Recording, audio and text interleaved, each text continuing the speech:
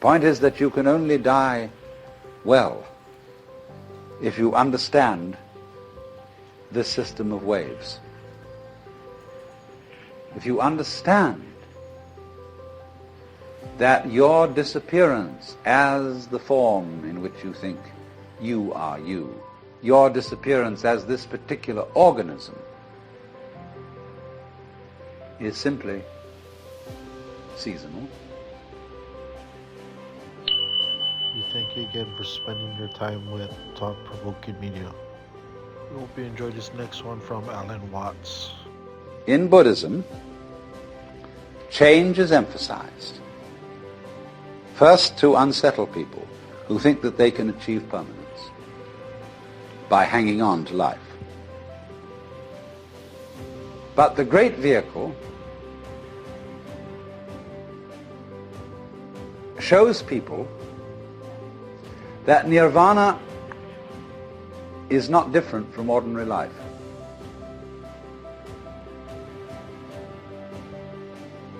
So that when you have reached nirvana, if you think, now I have attained it, now I have succeeded, now I have caught the secret of the universe, and I am at peace, you have only a false peace. You have become a stone Buddha. You have a new illusion of the changeless. So it is said that such a person is a pratyeka Buddha. That means private Buddha. I've got it all for myself. And in contrast with this kind of pratyeka Buddha who gains nirvana and stays there, the Mahayanists use the word bodhisattva.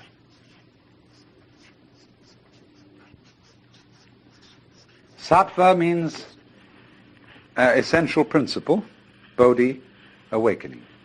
A person whose essential being is awakened. The word used to mean junior Buddha, someone on the way to becoming a Buddha. But in the course of time, it came to mean someone who had attained Buddhahood, who had reached nirvana, but who returns into everyday life to deliver all other beings. Change, and everything is change, nothing can be held on to. To the degree that you go with a stream, you see, you are still. You're flowing with it. But to the degree you resist the stream, then you notice that the current is rushing past you and fighting with you. So swim with it. Go with it. And you're there. You're at rest. And this is, of course, particularly true when it comes to those moments when life really seems to be going to take us away. And the stream of change is going to swallow us completely. The moment of death. And we think, oh, this is it. This is the end. And so at death we withdraw. Say, no, not that. Not yet, please. But actually, the whole problem is that there really is no other problem for human beings than to go over that waterfall when it comes. Just as you go over any other waterfall. Just as you go on from day to day. Just as you go to sleep at night. Be absolutely willing to die. Now, I'm not preaching. I'm not saying you ought to be willing to die and that you should muscle up your courage and somehow put on a good front when the terrible thing comes. That's not the idea at all.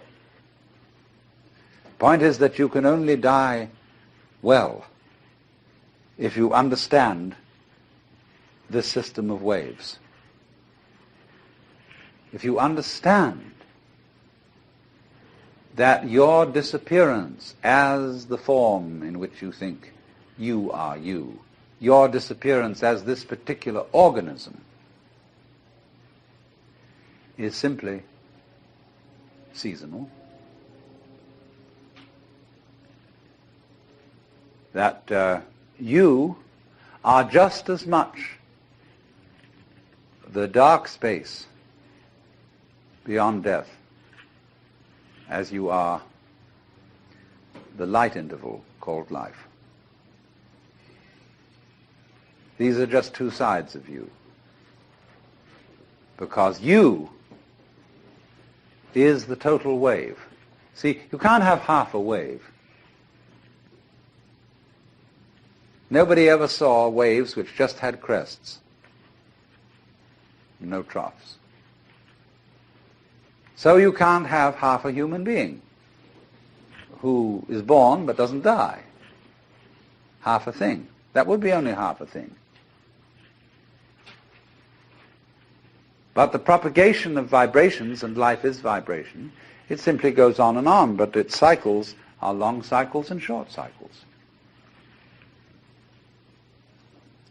Space, you see, is not just nothing.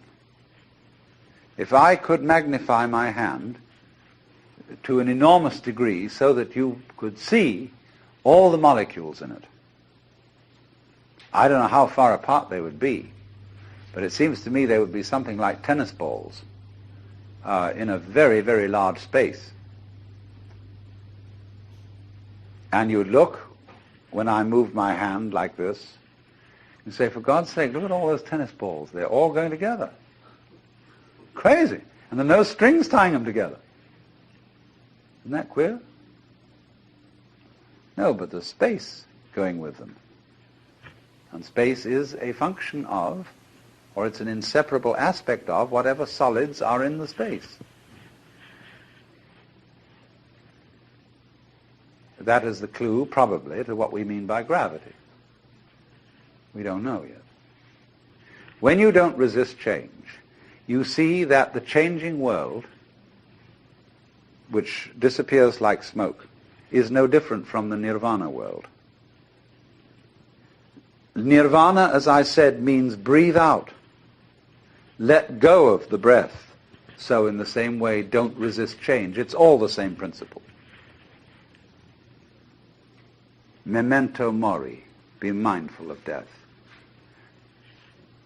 Gurdjieff says in one of his books that the most important thing for anyone to realize is that you and every person you see will soon be dead. See, it sounds so gloomy to us because we have devised a culture fundamentally resisting death. But you see, the knowledge of death helps the ego to disappear because it tells you you can't hang on. As soon as you really discover this and you stop clinging to change, then everything is quite different. It becomes amazing. And not only do all your senses become more wide awake, not only do you feel almost that you're walking on air, but you see, finally, that there is no duality, no difference between the ordinary world and the nirvana world. They're the same world, but what makes the difference is the point of view. And of course, if you keep identifying yourself with some sort of stable entity that sits and watches the world go by, you don't acknowledge your union, your inseparability from everything else that there is. You go by with all the rest of the things, but if you insist on trying to take a permanent stand, on trying to be a permanent witness of the flux, then it grates against you, and you feel very uncomfortable. But it is a fundamental feeling in most of us that we are such witnesses. We feel that behind the stream of our thoughts, of our feelings, and our experiences, there is something which is the thinker, the feeler, and the experiencer. Not recognizing that that is itself a thought, feeling, or experience, and it belongs within and not outside the changing panorama of experience. And so it's psychologically more conducive to liberation to remember that the thinker or the feeler or the experiencer and the experiences are all together. They're all one. But if out of anxiety you try to stabilize, keep permanent the separate observer, you are in for conflict. Of course, the separate observer, the thinker of the thoughts, is an abstraction which we create out of memory. We think of the self, the ego, rather, as a repository of memories, a kind of safety deposit box or record or filing cabinet place where all our experiences are stored. Now, that's not a very good idea. It's more that memory is a dynamic system, not a storage system. It's a repetition of rhythms. And these rhythms are all part and parcel of the ongoing flow of present experience. First of all, everything you know is remembered, but there is a way in which we distinguish between seeing somebody here now and the memory of having seen somebody else who is not here now, but whom you did see in the past, and you know perfectly well when you remember that other person's face, it's not an experience of the person being here. How is this? Because memory signals have a different cue attached to them than present time signals. They come on a different kind of vibration. Sometimes, however, the wiring gets mixed up and present experiences come to us with a memory cue attached to them. And then we have what is called a déjà vu experience. We are quite sure we've experienced this thing before. But the problem is that we don't see, and don't ordinarily recognize, is that although memory is a series of signals with a special kind of cue attached to them so that we don't confuse them with present experience, they are actually all part of the same thing as present experience. They are all part of this constantly flowing life process, and there is no separate witness standing aside from the process, watching it go by. You're all involved in it. Now, accepting that, you see, going with that, although at first it sounds like the knell of doom, is if you don't clutch it anymore. Splendid. That's why I said that death should be an occasion for a great celebration. That people should say, happy death to you. And always surround death with joyous rites, because this is the opportunity for the greatest of all experiences when you can finally let go because you know there's nothing else to do. So we get finally, not quite finally, to the void, the shunya. And what then? When you get to the void,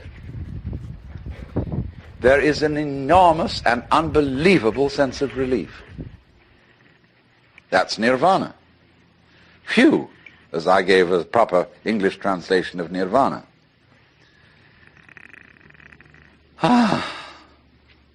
Great. So they are liberated, and yet they can't quite say why or what it is that they found out. So they call it the void. But Nagarjuna went on to say, you mustn't cling to the void. You have to void the void. And so the void of non-void is the great state, as it were, of Nagarjuna's Buddhism. But you must remember that all that has been voided, all that has been denied, are those concepts in which one has hitherto attempted to pin down what is real. The void, shunyata, is like space. Now space contains everything. The mountains, the oceans, the stars, the good people and the bad people, the plants, the animals, everything. Now the mind in us, the true mind, is like that. You will find that when Buddhists use the word mind, they have several words for mind, but I'm not going into the technicality at the moment. They mean space. See, space is your mind. It's very difficult for us to see that because we think we're in space and look out at it. There are various kinds of space. There's visual space, distance. There is audible space, silence. There is temporal space, as we say, between times. There is musical space, so-called distance between intervals, or the intervals between tones, rather. It's quite a different kind of space than temporal or visual space. There's tangible space. But all these spaces, you see, are the mind.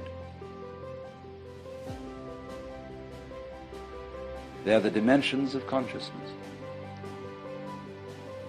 And so, this great space, which every one of us apprehends from a slightly different point of view, in which the universe moves, this is the mind.